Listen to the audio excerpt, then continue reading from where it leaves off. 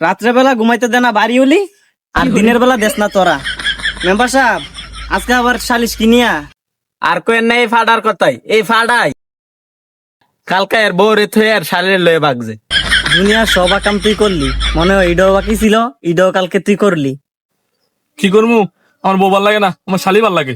পাড়া আবার কথা কো পাড়া। আল্লাহ কি যাবা না আইলো। মাতবর সাহেব কেমনে বিচারটা আমি শেষ করাম হনে।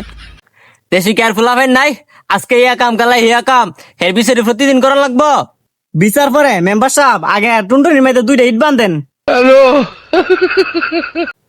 মাতবর সাহেব যা হইছে একটা সমাধান তো দিতে হইব। হের হালিরে আর হের বউরে ডাকদা লইয়ান। ওর বউর রাখার ধরা নেই, ওর শালির লয়ান। ওর শালি কেমন মাতারি, এই ফাড়ার লগে ভাগিয়ে গেল গা। আমারও তো কইতে পারতো, আমার তো বয়সটা বেশি হয়েছে না।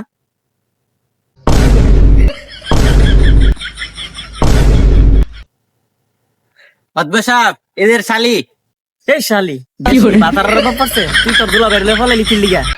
এ হতেন দেশি ভাতার অভাব পড়ছে। দেশে আর কি মানুষ নাই, আমার বাতারি খালি দেখছ। মাতবর সাহেব যা হইছে এই ফাডারে জিঙ্গান।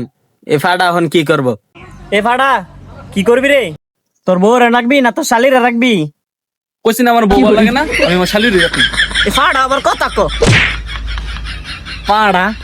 বুঝলাম তুই শালি নিবি, তোর বউ কি করব? মেম্বার সাহেব বউ আমি নিমু।